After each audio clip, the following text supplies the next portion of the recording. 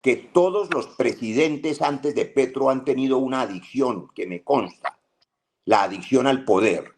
Y esa adicción puede hacer más daño que cualquier otra. Para los colombianos no es un secreto que ganó en los Estados Unidos un presidente complejo, difícil, por decirlo menos.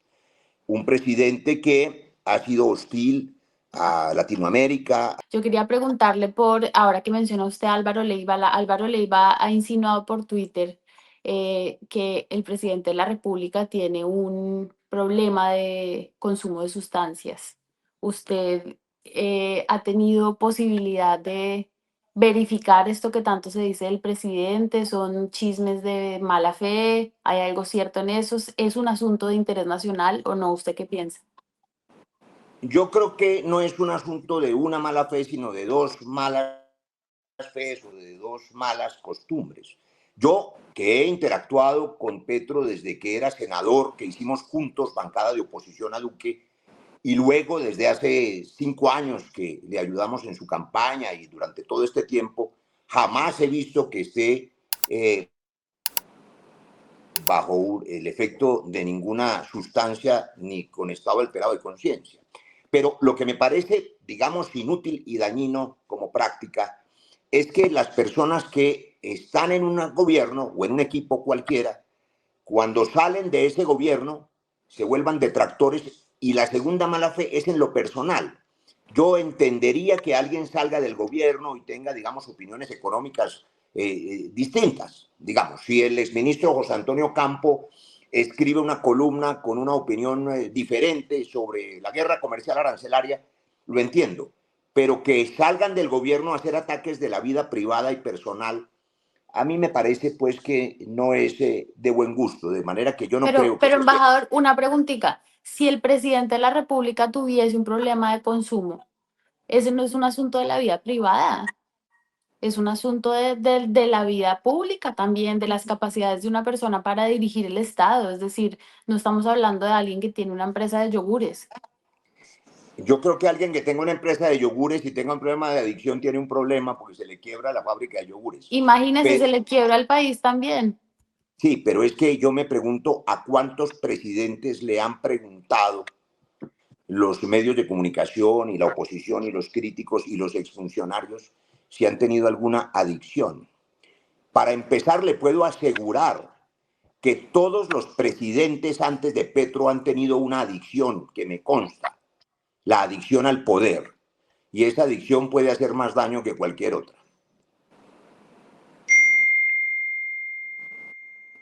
Daniel Samperospina. Tienes que abrir el micrófono, Danielito. Daniel, hay que abrir el micrófono. Es que estos youtubers de mayores de 40 todavía no manejan bien la vaina. Tiene toda la razón, eso es muy difícil. Bueno, no, quería decir que seguramente no le han preguntado a los demás, pues porque en los demás no había exfuncionarios que dijeran eso, ni momentos en los cuales la opinión pública pudiera sospecharlo, pero yo quiero aprovechar que lo tengo acá y que usted adquirió una nueva, digamos que un nuevo renglón en su hoja de vida, esta vez como diplomático, para que me dé su opinión, ya que tiene experiencia en la materia, del episodio que protagonizó el mismo gobierno ayer ante las declaraciones de la secretaria de Seguridad de Trump, Christine Noem. Pues ella dio una versión muy distinta a la que había dado el presidente Petro sobre el encuentro que sostuvieron ellos dos. Ella incluso alcanzó a decir que Petro en determinado momento pidió, creo que comprensión y amor para el Tren de Aragua y otras cosas. Y el mismo presidente ayer, digamos que tratando de aclarar la situación, a mi juicio la enredó un poco más, pues porque dijo básicamente lo que ella había dicho. ¿Qué opina? Pero eso, bueno, ya es lo que yo opino. Quiero saber es qué opina usted del manejo que se le está dando a esa situación, usted desde su perspectiva de diplomático. Daniel, lo primero es que yo también tengo que pedirle a usted comprensión y amor, porque resulta que por normas diplomáticas y de carrera diplomática y de cancillería, hay que saber que los embajadores hay resoluciones al respecto, prohibido opinar sobre temas institucionales sin autorización formal de la Cancillería. Y mientras yo sea embajador, pues tengo que apegarme a eso. Le puedo dar mi opinión general sobre lo que significa el momento de la relación con los Estados Unidos y sobre todo el Reino Unido. Para los colombianos no es un secreto que ganó en los Estados Unidos un presidente complejo, difícil, por decirlo menos. un presidente que ha sido hostil a Latinoamérica, a los migrantes, a las mujeres, un presidente de una derecha pura y dura que ha tomado las decisiones que la gente ha visto y que, por supuesto, asustan a algunos en el mundo. No resulta extraño que ese perfil de presidente choque con el perfil de un presidente de izquierda, incluso con un presidente socialdemócrata. Me parece que, a pesar de esas enormes diferencias, del abismo que hay entre los dos gobiernos, ha podido transitarse con cierto equilibrio desde el momento de la crisis aquella de las 3 de la madrugada de los colombianos migrantes, y se ha logrado sostener cierto equilibrio. Los hechos son los que le importan a los colombianos, más que los dichos. En esta andanada de aranceles que cambió absolutamente el comercio mundial y está inaugurando una nueva etapa que probablemente no sea la más positiva y puede generar una recesión global y puede generar índices de inflación en los propios Estados Unidos, en fin, a Colombia no le va mal. Los hechos son que, a pesar de los dichos y las desavenencias y las diferencias, en el mapa general global, Colombia puede tener oportunidades competitivas que antes no tenía, siendo indeseable, en mi opinión, esa guerra comercial, como dice cualquier analista económico hoy del mundo. El balance para Colombia no es malo. Preocupa el sector de algunos elementos agrícolas, el aguacate, pero el café, las flores, el banano, pueden tener ventajas competitivas. De manera que yo creo que las relaciones avanzan de la mejor manera posible a pesar de esas diferencias, como avanzan muy bien a pesar de diferencias similares, no tan hondas, pero similares, con el Reino Unido y el primer ministro Keir Starmer y el presidente Petro sobre temas que son globales. El asunto de Rusia-Ucrania, el asunto de Israel y Palestina, para mencionar dos asuntos en los que los dos gobiernos tienen opiniones diferentes. Samper Pizano. Yo le tengo dos preguntas que van muy cerca la una con la otra al embajador Barreras. La primera es, ¿cómo va su salud? Usted tuvo una crisis de salud importante y quiero que nos cuente cómo va su salud. Es una preocupación casi personal, pues, de alguien que lo estima como político, como ciudadano, etcétera. Y otra pregunta es, aparte de la puntualidad, ¿qué más cree usted que aprendió de la política inglesa que se pueda aplicar en Colombia? Bueno, muchas gracias por la pregunta, maestro Daniel. Le quiero compartir, como compartí con alegría con mis hijos, que ese episodio del cáncer fue completamente superado. Ya mis últimos chequeos 2 años después, hace ya mes y medio, salieron completamente limpios. Soy un hombre sano, me he curado de ese asunto, pero fue una experiencia maravillosa. Se la comparto con miles de familias que ven los Danieles y que pueden tener algún pariente con cáncer o con una enfermedad difícil.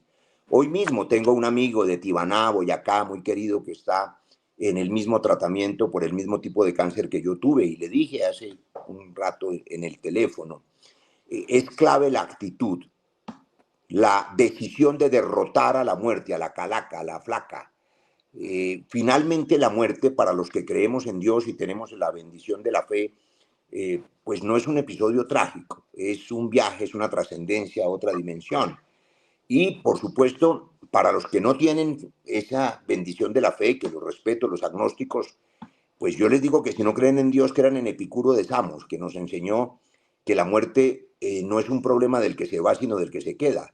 Nunca vas a conocer tu propia muerte, disfruta hasta el último día de tu vida. Y termino esa respuesta primera, Daniel, contándole que el hecho de haber estado con esa especie de sentencia de muerte, el día que me dicen tiene cáncer, me permitió disfrutar la vida ahora como nunca antes, deshacerme de las tensiones, de trabajos inútiles, de las rabias, de la disputa política con agresividad. Yo he sido muy agresivo en el debate parlamentario, y resulta que muchas de esas emociones negativas son inútiles. Voy a poner el ejemplo más simple, solo uno para no quitarles mucho tiempo. En las mañanas yo disfruto el jugo de naranja, lo saboreo, disfruto lo que me como. Muchos de nosotros, sobre todo en el trabajo agitado, no saboreamos la comida, no la tragamos. En lugar de disfrutar cada bocado, cada amanecer, cada flor, cada sonrisa, cada abrazo de la esposa, cada risa del nieto, de la nieta, del hijo. Así que hoy en día disfruto la vida enormemente y he llegado a la conclusión que la vida que me quede, que ojalá sea larga, solo se justifica dedicarse a causas que valgan la pena. Le contesto la segunda pregunta, que es más importante, trato de resumirla en un minuto. Y aquí me pasan, este es el libro que escribí de la experiencia del cáncer, se llama Bailando con la muerte, hay que bailársela. La experiencia de qué se aprende. Voy a tratar de contar una anécdota que le va a contar a los internautas de los Danieles qué es lo que hay que aprender del modelo parlamentario británico, muy valioso. La primera vez que me invitaron, como a todo el cuerpo diplomático, a la instalación del Parlamento, me pasaron una hoja. Oiga, pues, Daniel Samper Jr. y Coronel y Ana. Y en la hoja decía, a las 9:30 de la mañana llegan los embajadores. A las 9:35 tienen que estar sentados. A las 9:40 ya entra el ujier, no sé qué. Y así, cada 3 minutos entraba un personaje con una instrucción y decía finalmente, a las 12:17 llega el rey. Yo dije, no, estos tipos son muy exagerados. O sea, ¿cómo así que van a entrar 40 tipos a lo largo de la mañana y van a tener la precisión? Pues a las 12:17 entró el rey. Pero antes de que entrara el rey, pasaron dos cosas que son increíbles y maravillosas. Todo el mundo estaba en silencio durante esas 3 horas. Pasaban ujieres con banderas de leones, de águilas, que eran los símbolos de esa monarquía a lo largo de 1000 años. Y de pronto alguien gritó, el único que habló, un ujier, un hombre lleno de penachos con sus uniformes, y gritó, "The Speaker of the House", el presidente de la Cámara de Representantes, digamos. Y entró un señor de saco y corbata, sin muchos atuendos raros, le abrieron la puerta y entró al salón de los comunes. Cerraron la puerta. Al minuto vuelve y grita este ujier, "The Speaker of the Lords", o sea, el presidente de la Cámara de los Lores, que es como el Senado de aquí, pero más inútil. Bueno, dijo, y es simbólico, no quiero despreciar el modelo, sino que, digamos, tiene menos funciones que la Cámara allá. Y cuando va entrando el señor, ese sí lleno de penachos y símbolos y condecoraciones y medallas, le cierran la puerta en las narices y se oye una voz adentro que dice, ¿quién es? Entonces el señor dice, "The Speaker of the Lords", el presidente de los lores. Y vuelven y le preguntan, ¿quién es? Y le digo yo al embajador de Ecuador que estaba al lado, y ese tipo de adentro que es tonto, que todos sabemos quién es y para qué pregunta tanto. Vuelve y le contesta. Le pregunta por tercera vez, ¿quién es? Y yo dije, no solo es tonto, es sordo. Y entonces dice, no, el Speaker de los Lords. Bueno, muy bien. Al fin, después de 3 golpes en la puerta, le abren la puerta, entra el Lord y se une una carcajada general. Rarísimo, y se están burlando de este tipo. Y cierran la puerta. ¿Sabe qué significaba eso? Que cuando, después de la decapitación de Carlos I y de la dictadura de Cromwell, cuando hacen un acuerdo para que regrese la monarquía, tuvo que ser bajo el compromiso de que la Cámara de los Comunes, elegida por el pueblo, era la que tenía el poder original y que los lords podían entrar solo con permiso de los comunes y que el rey, que llegó a las 12:17, tenía que ir al Congreso en lugar de que el Congreso fuera al Palacio del Rey. Es decir, el símbolo del parlamentarismo, donde son los comunes los que tienen la base del poder, es, digamos, el eje de la democracia parlamentaria. Y yo creo que eso es muy valioso, además de ser muy histórico.